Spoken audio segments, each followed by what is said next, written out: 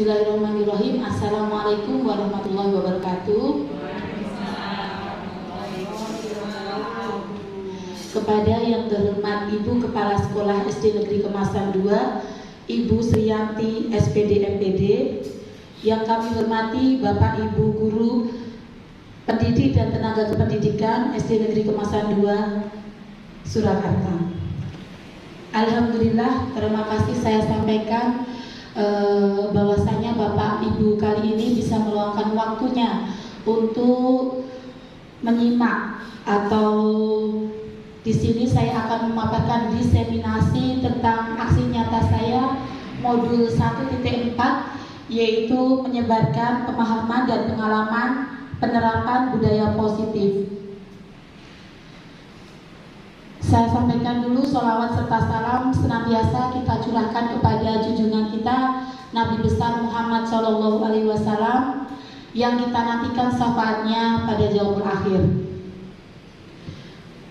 Tujuan aksi nyata saya di sini adalah modul 1.4, yaitu diseminasi pemahaman dan pengalaman tentang budaya positif sebagai modul atau aksi nyata calon guru penggerak modul 1.4.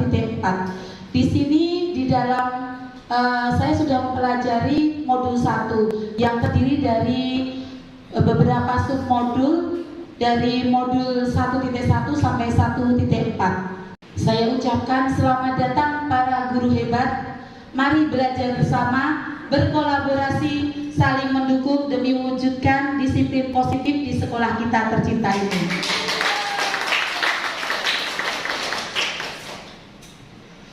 Konsep utama modul budaya positif yaitu yang pertama, perubahan paradigma belajar. Yang kedua yaitu disiplin positif. Yang ketiga, kebutuhan dasar manusia. Yang keempat, motivasi perilaku manusia. Yang kelima, keyakinan kelas. Yang keenam yaitu segitiga restitusi. Pembelajaran dengan paradigma baru. Pembelajaran dengan paradigma baru yaitu dirancang berdasarkan prinsip pembelajaran berdiferensiasi, sehingga setiap siswa belajar sesuai dengan kebutuhan dan tahap perkembangannya untuk mewujudkan profil pelajar Pancasila. Masih ingat Bapak Ibu, profil pelajar Pancasila ada berapa? 6. Oke, nyanyi dulu ya, biar merefreshkan kita juga. Pelajar Pancasila beriman dan bertakwa pada Tuhan yang Esa dan berakhlak mulia, berkebinekaan global, gotong royong mandiri, kreatif dan hebat semua ternyata. Profil pelajar Pancasila. Kurang semangat. Nanti kita ulang di lain waktu aja ya. Sekarang kita karena sesuai dengan visi kita ya Bapak Ibu, kita sama-sama mempunyai visi yaitu untuk mewujudkan profil pelajar Pancasila. Sekarang yang pertama yang mau kita bahas di sini yaitu disiplin positif. Bapak Ibu pernah dengar kata disiplin? Pernah. Apa itu disiplin Bu kira-kira Bu? Menurut saya disiplin itu adalah tepat waktu. Tepat waktu, boleh. Apalagi? Tertib. Apalagi? Aturan yang harus dijalankan. Aturan yang harus dijalankan. Kita sepakati bahas bahwa itu sesuatu yang harus dijalankan, kepatuhan yang harus dijalankan ya. Nah, disiplin itu sebenarnya begini Bapak Ibu, budaya kita, makna disiplin itu dimaknai menjadi sesuatu yang dilakukan seseorang pada orang lain untuk mendapatkan kepatuhan. Kita cenderung menghubungkan disiplin dengan ketidaknyamanan. Jadi anak-anak itu kalau kita bisikan dengan kata kamu harus disiplin, mungkin anak-anak merasa aku dituntut harus seperti ini, seperti itu ya. Kira-kira anak-anak mensikapinya. Nah, di sini nanti kita akan bahas itu Bapak Ibu. Kemudian sebagai pendidik tujuan kita adalah menciptakan anak-anak yang memiliki disiplin diri sehingga mereka bisa berperilaku dengan mengacu pada nilai-nilai kebajikan universal dan memiliki motivasi intrinsik bukan ekstrinsik. Jadi anak-anak itu kalau bisa disiplin itu dari dalam dirinya, bukan dari karena orang lain, karena ada hukuman dan sebagainya seperti itu. Disiplin positif merupakan salah satu cara penerapan disiplin yang bertujuan untuk menumbuhkan kesadaran serta memberdayakan anak untuk melakukan sesuatu tanpa sogokan, ancaman maupun hukuman. Jadi kita cenderung terbiasa dengan anak-anak yang kita kasih mereka supaya disiplin, kita kasih hukuman. Kamu kalau tidak mengerjakan PR, kamu akan Bu Guru kasih tugas 10 kali lipat, 3 kali lipat seperti itu. Nah, seperti itu yang mungkin saya dan Bapak Ibu juga pernah lakukan seperti apa yang saya lakukan dulu. Setelah saya mempelajari modul ini, ternyata saya terbuka. Ternyata disiplin itu tidak hanya seperti itu Bapak Ibu. Mari kita ulas bersama. Kita yang kedua yaitu kebutuhan dasar manusia. Manusia bertahan hidup. Manusia kasih sayang dan rasa diterima. Kadang itu anak itu kita sebagai guru, Bu, aku pengennya seperti ini dong. Apa dikasih apa? Kasih hadiah biar anak-anak cenderung respon dan kasih sayang kepada kita. Kadang kan kita cuek sama anak tidak merespon kita seperti itu. Nah, kita kasih kebutuhan dasar anak itu juga ingin kasih sayang dan rasa diterima dari guru itu. Kemudian penguasaan, kebebasan, rasa kesenangan. Anak-anak melakukan sesuatu kadang karena mereka kesenangan mereka. Aku pinginnya kayak gini, gak mau disuruh seperti ini sama bu guru. Nah, itu kesenangan anak. Kadang mereka ingin menggambar ya. Tadi seperti paradigma berdiferensiasi itu bisa mengkelompokkan keunikan anak. Jadi anak tidak monoton apa yang mereka sukai, terus kita memplotkan bahwasanya anak harus seperti ini. Kita seperti itu. Kita memberikan kebebasan, penguasaan, kesenangan seperti itu Bapak Ibu. Motivasi perilaku manusia. Motivasi itu merupakan dorongan yang timbul pada diri seseorang secara sadar atau tidak sadar untuk melakukan suatu tindakan dengan tujuan tertentu. Nah, di sini menghindari ketidaknyamanan dan hukuman. Kadang murid kita melakukan disiplin diri itu karena takut dihukum. Wah, aku kayak anak saya sendiri, kalau aku tidak pakai ini nanti aku takutnya dihukum nih, aku gak mau seperti itu. Nah, di situ merupakan motivasi ekstrinsik dari luar, takut dihukum seperti itu. Kemudian yang kedua, mendapatkan imbalan atau penghargaan dari orang lain. Murid melakukan disiplin karena ia ingin mendapatkan imbalan. Ini merupakan motivasi ekstrinsik. Jadi dikasih mengerjakan tugas mau dikasih nilai bagus sama ibu guru atau bapak guru seperti itu. Nah, dicap seperti itu otomatis itu dari luar agen untuk nilai bagus, belum timbul dari dalam dirinya. Kemudian yang ketiga yaitu menghargai nilai-nilai kebajikan diri sendiri. Murid melakukan disiplin diri karena sadar akan dirinya sendiri, akan nilai kebajikan dirinya. Ini merupakan motivasi intrinsik, jadi ada dalam dirinya. Dia melakukan sesuatu itu karena ada nilai kebajikan dalam dirinya. Aku kalau tidak mengerjakan PR, maka aku tidak akan pintar, seperti itu. Jadi dalam dirinya sendiri timbulnya, bukan dari orang lain, hukuman atau sesuatu yang membuat dia tertekan, seperti itu.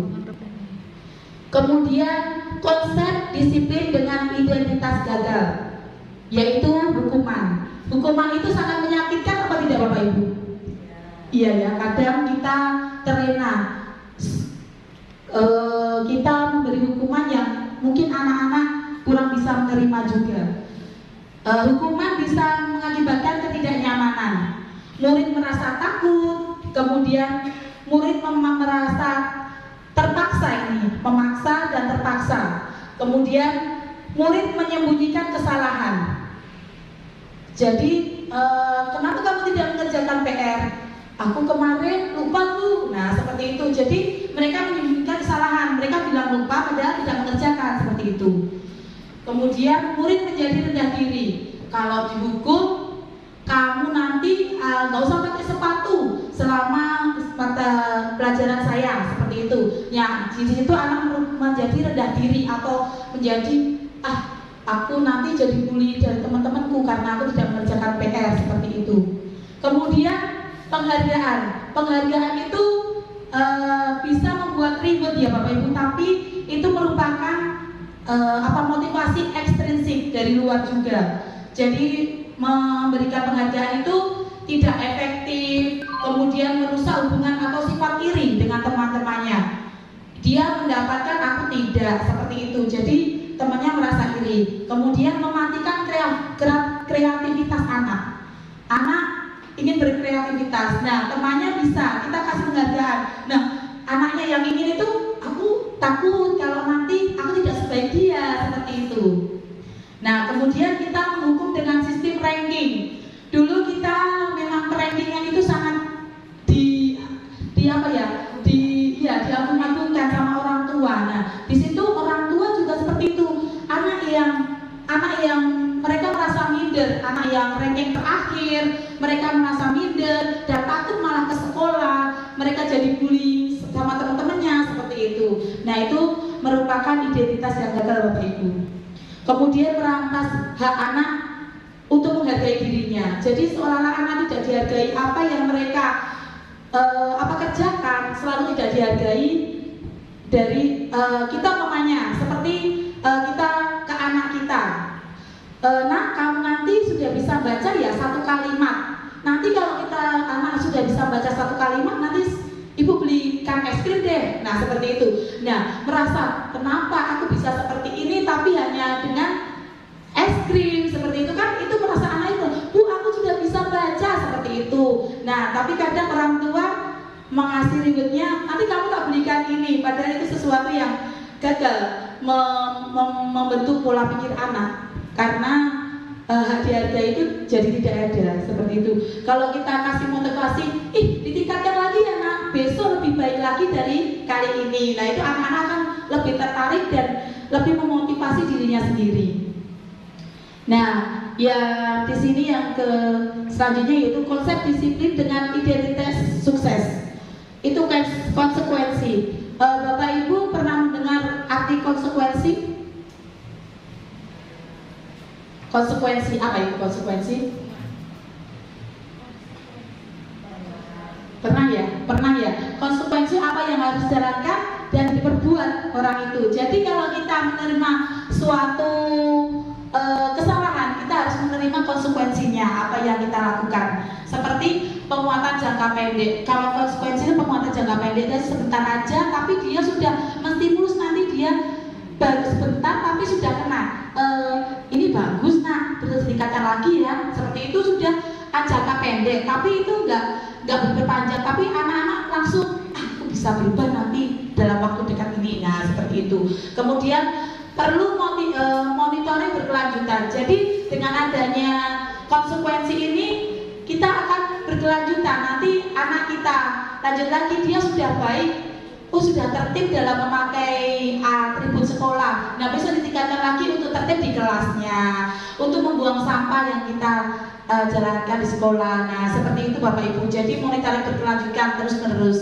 Stimulus dan respon. Nah kadang ada anak yang menumpahkan umpamanya menumpahkan air di meja. Nah ibu langsung menyuruh bersihkan nak, otomatis ya bu, seperti itu. Jadi kita mengasih stimulus, anak merespon langsung seperti itu. Kehilangan waktu untuk merenungi kesalahan. Jadi anak itu tidak, kalau dikasih konsekuensi, otomatis anak itu tidak ada waktu lagi untuk merenungi kesalahan. Aku mau salah ngopo ya gitu, enggak. Jadi kita anak itu berusaha untuk melakukan apa yang sudah dia perbuat. Jadi menjalankan apa yang sudah dikerjakannya dan salah seperti itu. Kemudian restitusi. Nah murid akan bertanggung jawab untuk perilakunya. Jadi di sini itu dengan adanya restitusi itu murid akan bertanggung jawab. Aku salah, jadi aku akan memperbaikinya seperti itu. Kemudian fokus pada pemecahan masalah jangka panjang. Jadi anak itu kalau sudah mengerjakan sesuatu, nanti Bapak Ibu guru bisa kira-kira apa yang akan anak perbaiki nantinya, seperti itu. Jadi sudah diajak berpikir untuk jangka panjang seperti itu. Kira-kira nanti kalau anak mengerjakan seperti ini, itu salah apa tidak? Iya salah. Nah kira-kira nanti kalau salah, kedepannya anak akan seperti apa? Nah diajak sudah seperti itu Bapak Ibu. Kemudian murid menghormati dirinya dan orang lain. Dia akan lebih menghormati, oh aku seperti ini salah ya, berarti itu di mataku salah, di mata Bapak Ibu guru juga itu salah, seperti itu. Jadi saya ini akan memperbaikinya. Teori kontrol dirinya yang memegang kontrol. Ya di sini saya ingin Bapak Ibu berdua kita praktekkan. Kita berdua Bapak Ibu berpasangan, dengan sebelahnya boleh berpasangan, dengan sebelahnya nggak ada sebelahnya Mbak Ibu Nana. Yo, nah kita mempunyai sesuatu yang ada dipegang, benar-benar kita pegang, kuat. Apa? Terus kemudian temannya, dia boleh menghardi, dia boleh menggelitiki, boleh jangan dipegang, jangan sampai kelihatan Bapak Ibu. Jadi sesuatu yang berharga pada diri Bapak Ibu, umpamanya ini aja, uang gitu ya. Enggak yang tersembunyi aja dari kantongnya Bapak Ibu. Ini sesuatu yang paling berharga dari Bapak Ibu. Nah, ini tuh ingin dibuka sama temannya, boleh dengan cacian, boleh dengan maya, boleh dengan marah-marah. Ayo buka, cepat buka. Nah, Ibu mau nggak buka? Ini padahal penting banget buat Bapak Ibu. Nah, tidak mau membuka. Yang bisa mengontrol diri kita ya hanya diri kita sendiri. Mau membuka apa tidak? Coba dipraktekkan, boleh Bapak Ibu. Bukaan, enggak bukaan. Arab dikte juga boleh. Nah, saya sudah mempraktekannya dan ternyata apa yang kita pegang oleh diketahui orang lain itu juga seperti itu. Jadi sama seperti anak Bapak Ibu. Kita mengkontrol anak, mau dihukum, mau dikasih motivasi, mau kasih penghargaan. Kalau mereka tidak merespon dari dalam diri mereka sendiri, mereka tidak bisa melakukannya. Awalnya nyakon, kalian bisa diam nggak kok? Seperti itu ya. Itu ngasih kita ngomong gitu, mereka nggak merespon. Tapi kalau mereka timbul dari mereka sendiri, nah otomatis mereka langsung, oh iya, mendengarkan seperti itu. Pak, Bapak Ibu sampai sini sedikit ya. Insya Allah nanti terbuka sampai akhir. Nah, di sini konsep disiplin dengan pendekatan restitusi, sebuah cara penanaman disiplin positif pada murid. Pengertian restitusi di sini yaitu proses menciptakan kondisi bagi murid memperbaiki hubungan. Kalau kita sudah membentak murid, kandani kowe iki ngeyel, ora tau guru, seperti itu, otomatis kita akan hubungan sama murid akan lebih goyah. Jadi murid akan lebih menjauh, kayak killer, kayak gahar-gahar seperti itu. Nah, tawaran bukan paksaan. Jadi kita tawaran, kira-kira bagaimana. Nah, akan apa yang akan anak lakukan setelah ini, seperti itu. Menuntun, ini maksudnya menuntun untuk melihat ke dalam diri. Jadi di dalam diri anak itu melakukan kesalahan itu dari dirinya sendiri. Iya, saya melakukan kesalahan. Seperti itu. Menuntun.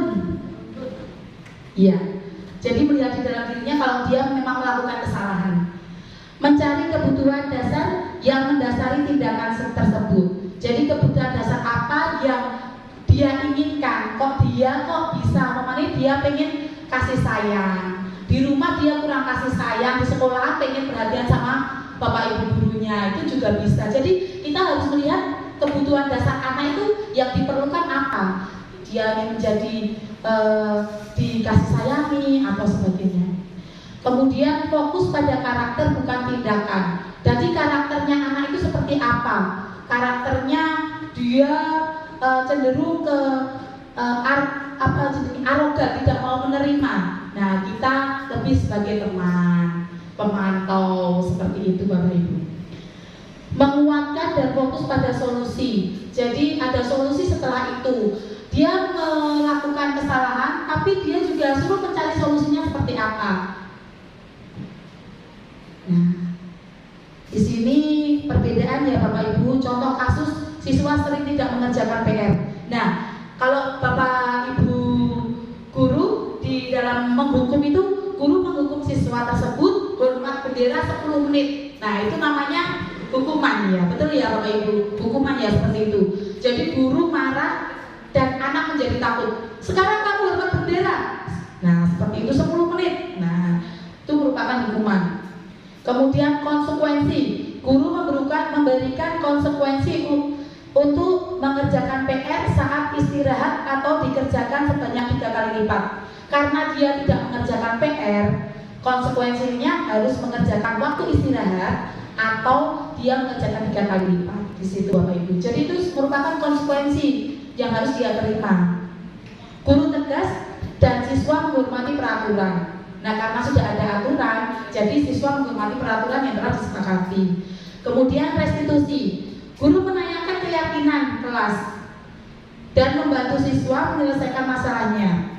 Nah, kira-kira kalau kamu tidak mengerjakan, apa yang akan kamu lakukan? Nah, kalau kamu tidak mengerjakan PR, apa yang kira-kira kamu lakukan? Saya nanti akan minta sendiri. Saya nanti akan mengerjakan Bu setelah istirahat. Nah, seperti itu. Jadi dia dengan sendirinya, tanggung jawab dia, bukan paksaan. Jadi itu dari intrinsik. Kemudian guru terbuka dan siswa menghormati dirinya dan orang lain. Dia menghormati guru dan menghormati orang lain. 5 posisi kontrol yang dibutuhkan oleh siswa. Biasanya dilakukan ya, 5 posisi kontrol itu yang biasanya dilakukan oleh guru. Yang pertama yaitu hukuman, tadi yang membuat rasa bersalah sebagai teman, sebagai pemantau, atau yang tertinggi yaitu sebagai manajer. Nah, perbedaan contoh kasus siswa yang menyontek saat ulangan Bapak Ibu. Nah, di sini kalau guru sebagai penghukum, patuhi aturan sekolah, lalu berdiri di depan barisan. Nah, seperti itu. Jadi anak-anak itu dibentak di hadapan anak-anak yang lain, suruh mematuhi peraturan dan berdiri di depan barisan. Di depan barisan itu paling depan sendiri. Umpamanya waktu tidak mengerjakan, waktu menyontek ulangan suruh berdiri di depan hukuman. Jadi biar dilihat sama orang yang lain. Kemudian membuat rasa bersalah. Berapa kali Bu Guru harus memberitahu kamu, Bu Guru kecewa sama kamu, nah seperti itu kan membuat rasa bersalah. Anak taunya, aduh Bu Guru kecewa sama saya ya. Nah, anak kan merasa bersalah seperti itu Bapak Ibu. Kemudian sebagai teman, ayolah yang tertib, buat Bu Guru bangga. Kali ini tidak apa-apa kamu salah, seperti itu kan jadi teman. Gak apa-apa kamu salah kali ini, bikin ibu bangga ya. Nah, besok jangan dilakukan lagi. Nah, itu sebagai teman. Kita sebagai kontrol, kita sebagai teman. Kemudian sebagai pemantau, kita melihat kamu sudah melanggar apa peraturan dan konsekuensinya. Nah, kamu sudah melakukan kesalahan. Sekarang apa peraturan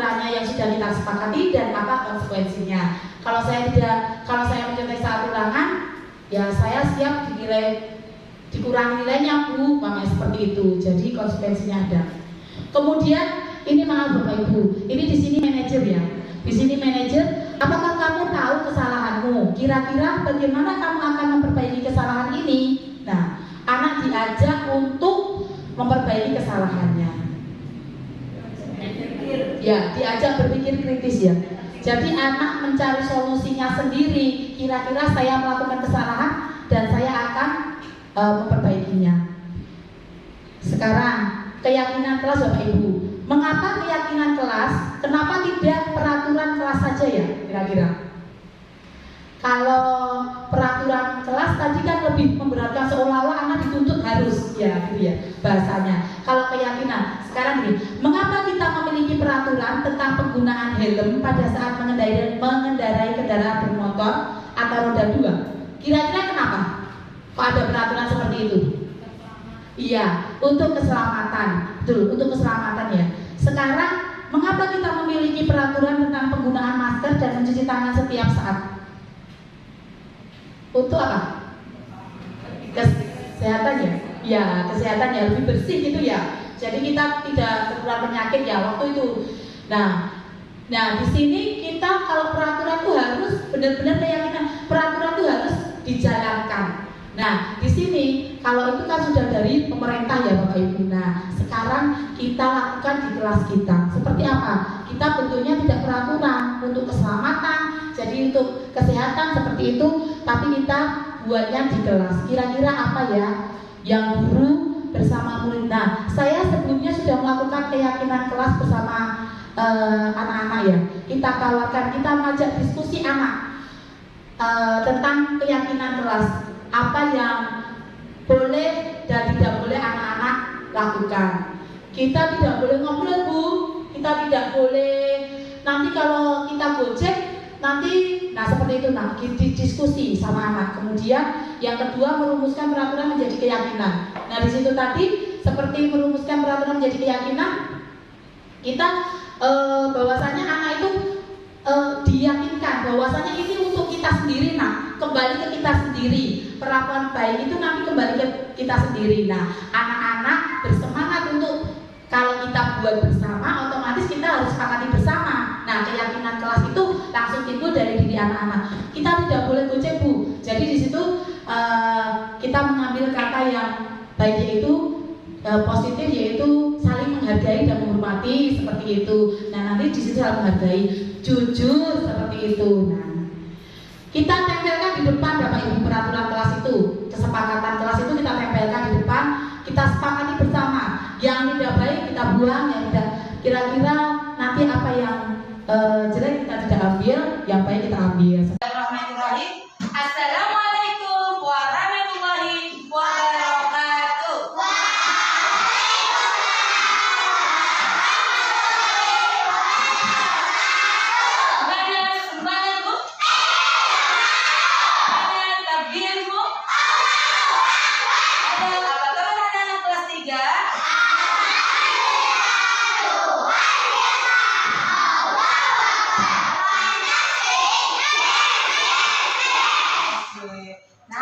Ini kita akan membuat keyakinan kelas atau kesepakatan kelas yang untuk kita patuhi dan kita jalankan di kelas kita ini. Nanti anak-anak bisa menuliskan di sticky note yang akan dibagi di sini. Silakan anak-anak menuliskan kira-kira apa ya yang akan kita sepakati bersama. Boleh anak-anak menuliskan tidak boleh membuang sampah sembarangan, tidak boleh datang terlambat. Kalau keluar izin ibu guru, kalau masuk bilang permisi seperti itu atau salam seperti itu ya. Silakan ditulis. Nanti keyakinan kelas ini silakan anak-anak tempelkan di sini. Nanti kita bahas bersama dan kita sepakati bersama. Oke? Kita harus menjalankan kesepakatan nanti sesuai dengan aturannya ya. Tidak boleh ada yang melanggar, Oke? Laksanakan. Silakan nah. Silakan ditulis di situ satu-satu. Dibagikan nah ke belakang. dibagikan ke belakang, Ci. Kamu ambil satu, dibagikan ke belakang. Dina, bagikan ke belakang, kamu ambil satu, bagikan ke belakang. Yuk, bisa nggak? Sini. Nah, di situ nanti kalau sudah kamu tulis, silakan dituliskan dulu kira-kira keyakinan kelas apa yang akan kalian buat di sini.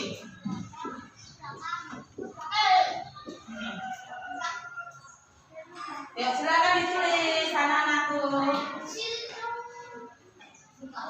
Silakan dituliskan.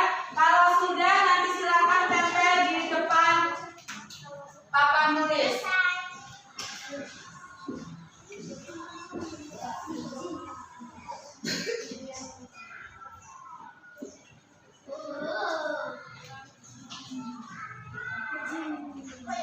Sini silakan tempel di sini lah.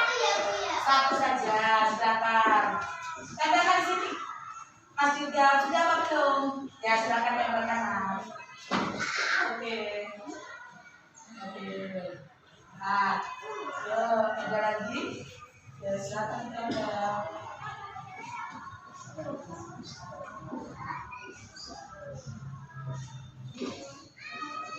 Silakan yang sudah selesai bisa ditempelkan Nak.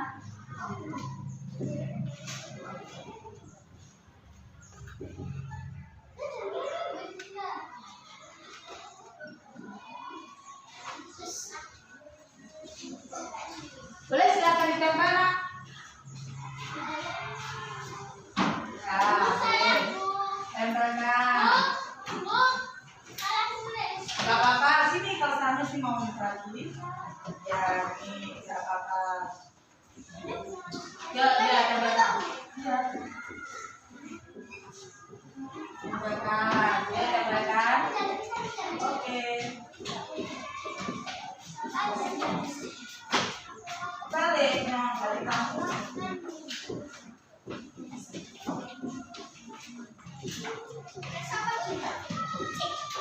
Nah, nanti kita bahas bersama-sama ya Nak. Kira-kira yang mau kita sepakati yang mana? Silakan. Kemudian duduk kembali yang sudah selesai. Dari sini kita bahas bersama-sama.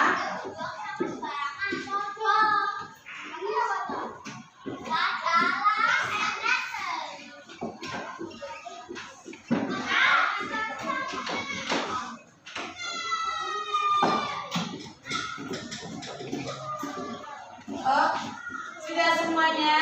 Oke.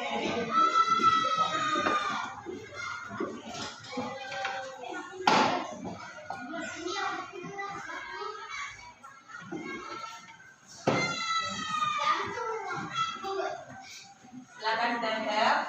Ya, kita kesepakatan apa yang mau kita sepakati ya? Sama ya. Yo, yang pertama, sudah pisahkan dulu ya. Tidak boleh gojek, oke. Tidak boleh membuang sampah. Tidak boleh mengecek senang. Tidak boleh terlambat, oke.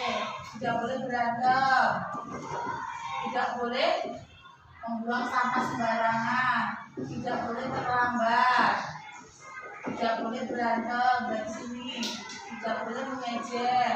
Tidak boleh buang sampah sembarangan. Tidak boleh mengejek teman. Tidak boleh membuang sampah sembarangan. Tidak boleh terlambat. Oke. Tidak boleh gojek. Tidak boleh mengejek. Tidak boleh bertengkar. Oke. Tidak boleh buang sampah sembarangan. Yuk, kita sudah temukan tiga kesepakatan di sini. Tidak boleh gojek, tidak boleh berantem, tidak boleh pelajaran, tidak boleh bermain dengan temannya. Nah, kalau seperti itu baik, berarti kita bikin apa Nak? Saling menghargai dan menghormati. Oke, saling menghargai ya. Kesepakatan kita sudah terbentuk. Saling menghargai, baik dan menghormati. Oke. Yang kedua, tidak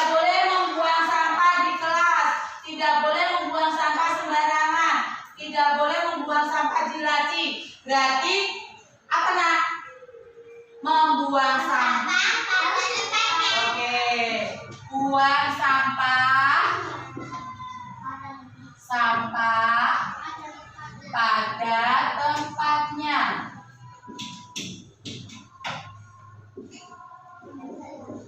Oke, yang ketiga, tidak boleh datang terlambat, tidak boleh bertengkar, tidak boleh mengejek teman, tapi bersama, tidak boleh datang terlambat.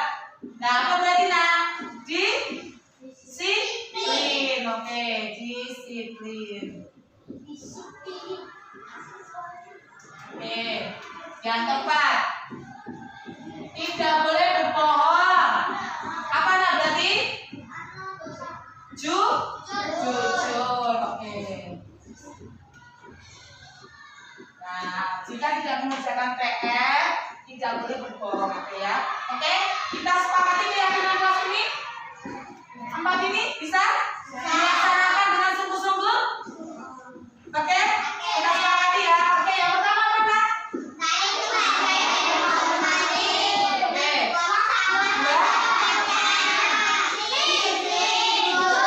Oke, kita sepakati bersama ya.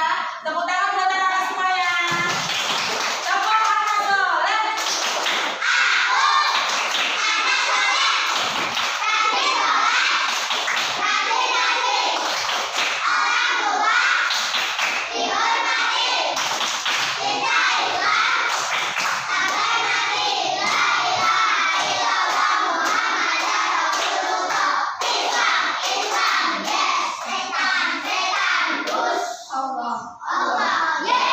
Oke, tepuk tangan buat anak-anak semuanya. Oke, kita sudah bikin kesepakatan dan keyakinan.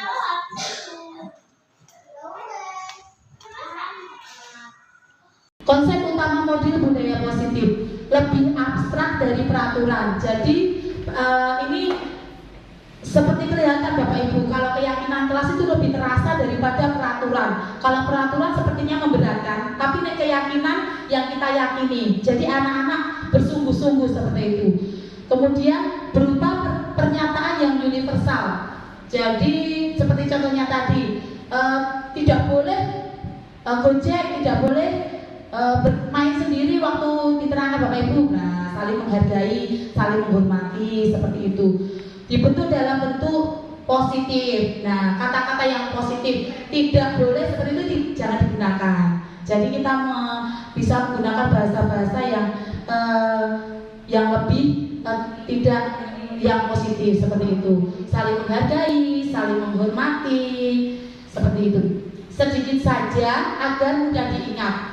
Jadi sedikit saja tapi kena di anak-anak seperti itu Bapak. Kemudian sesuai dengan kondisi kelas agar sekolah agar mudah diterapkan. Kemudian semua warga kelas dan sekolah dilibatkan saat membuat peraturan itu. Nah, ini segitiga restitusi yang untuk penyelesaian masalah, yaitu menstabilkan identitas. Kita semua akan melakukan hal yang terbaik yang bisa kita lakukan. Kemudian validasi tindakan yang salah. Semua perilaku memiliki alasan. Jadi semua perilaku itu memiliki alasan Bapak Ibu. Kemudian menayangkan keyakinan kelas. Kita semua memiliki motivasi internal. Nah, contoh ya Bapak Ibu, contoh penerapan segitiga restitusi yang saya kerjakan kemarin.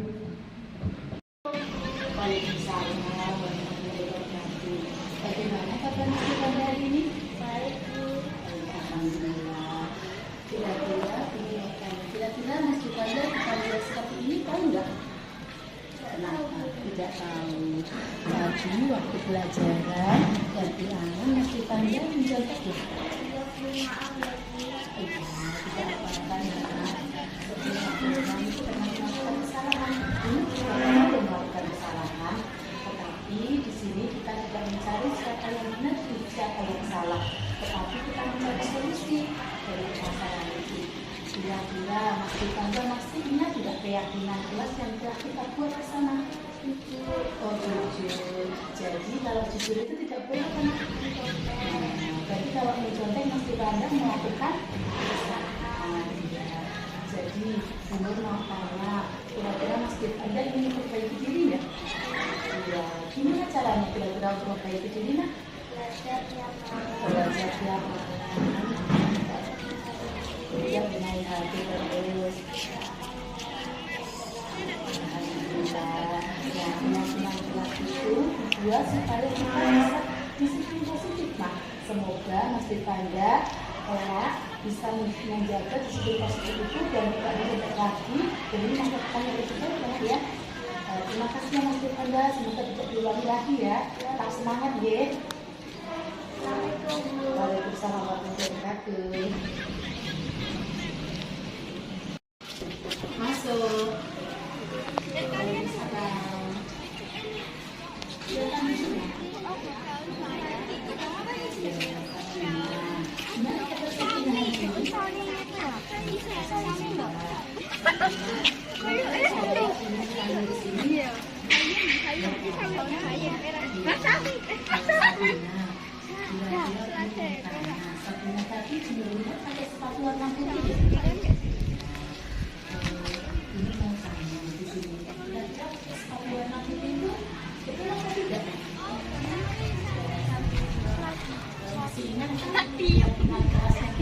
Keyakinan sekolah yang kita buat, nah kira-kira keyakinan sekolah yang kita buat itu sepatu harus berwarna apa nak? Hitam. Iya nak, setiap orang itu melakukan kesalahan. Benar juga pernah melakukan kesalahan, tapi di sini benar tidak mau menanyakan siapa yang benar dan siapa yang salah. Nah di sini kita mencari solusi. Kira-kira Sabrina memakai warna sepatu warna putih itu karena apa? Kalau harus dicuci, ya, berarti kira-kira Sabrina mau memperbaiki kesalahannya. Kenapa kira-kira? Maaf, kesalahan dia.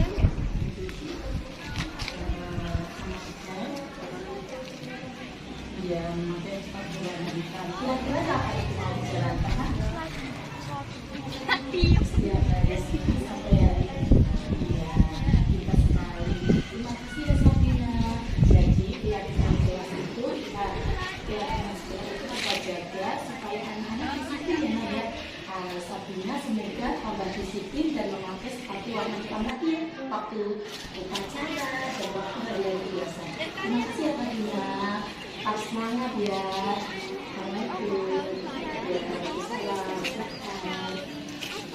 Assalamualaikum warahmatullahi wabarakatuh. Nama saya Devanda. Saya senang berbicara dengan Bu Nur, sehingga saya tidak akan mencontek lagi. Karena itu perbuatan yang tidak jujur dan saya tahu cara memperbaikinya. Saya tidak akan mencontek lagi sehingga menjadi orang yang jujur. Terima kasih Bu Nur. Wassalamualaikum warahmatullahi wabarakatuh. Perkenalkan, nama saya Sabrina Ratu Paragiba dari praktek segitiga restitusi yang dilakukan Bu Nur. Murid yang melakukan kesalahan tidak dimarahin tapi dinasihati dengan lemah lembut sehingga membuat saya nyaman dan tidak terpojok. Saya pun menyadari bahwa memakai sepatu berwarna putih adalah tidak sesuai dengan keyakinan sekolah. Saya berjanji tidak akan mengulangi kesalahan yang saya lagi. Terima kasih Bu Nur. Waalaikumsalam warahmatullahi wabarakatuh. Nah, itu tadi contoh penerapan dari segitiga restitusi ya Bapak Ibu. Jadi kesimpulan yang bisa kita ambil dari modul 1.4 ini yaitu dalam penerapan disiplin positif, hendaknya guru memiliki standar kepribadian profesional dan sosial yang baik, di mana guru mampu berefleksi pada posisi kontrolnya saat ini, bagaimana perjalanan dirinya sebagai seorang among atau posisi manajer yang menuntut murid menjadi insan yang mandiri, merdeka dan bertanggung jawab. Standar nasional pendidikan. Semoga sesi belajar kali ini bisa membawa manfaat sehingga dapat mewujudkan pelajar yang berprofil Pancasila. Salam Merdeka Belajar. Terima kasih. Terima kasih Bapak Guru hebat, tetap tergerak, bergerak dan menggerakkan. Billahi taufiq wal hidayah. Assalamualaikum warahmatullahi wabarakatuh. Saya, Kepala SD Negeri Kemasan 2 Surakarta, menyampaikan apresiasi serta rasa bangga kepada calon guru penggerak, yaitu Ibu Aina Nur Aini, yang telah melaksanakan diseminasi terkait dengan budaya positif di sekolah. Ternyata budaya positif yang disampaikan pada saat workshop memberikan dampak yang luar biasa, baik kepada Bapak Ibu guru juga kepada siswa-siswa di SD Negeri Kemasan 2. Selamat Bu Aina, lanjutkan bergerak, tergerak, dan menggerakkan.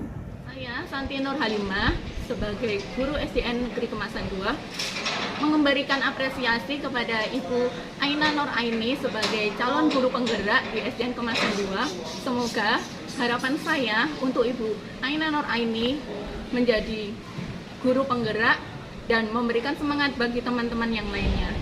Semangat terus bergerak, bergerak dan menggerakkan.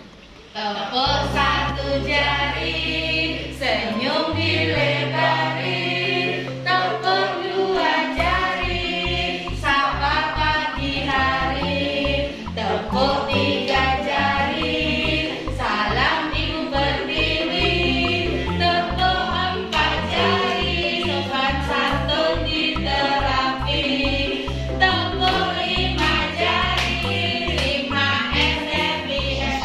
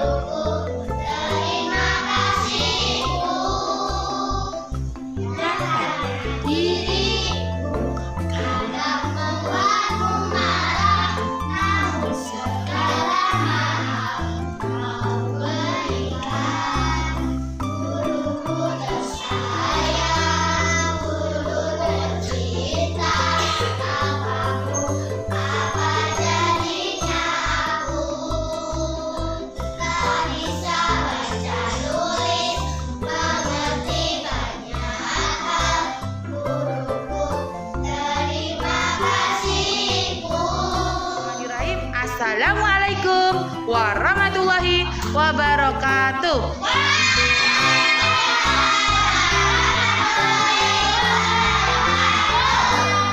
Mana semangatmu? Mana takbirmu? Halo anak-anak, apa kabar semuanya?